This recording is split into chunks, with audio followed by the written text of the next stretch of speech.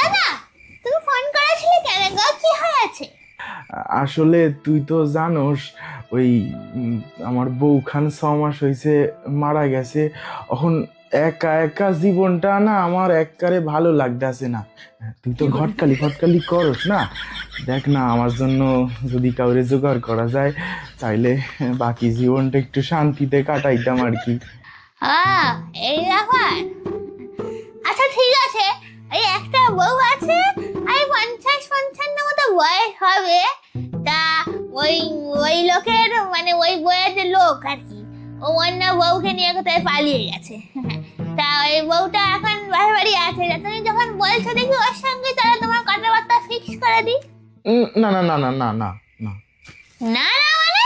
কিন্তু এক্ষুনি বলে তুমি বিয়ে করবে। না মানে ওই বয়সটা একটু বেশি হয়ে যাইতেছে না।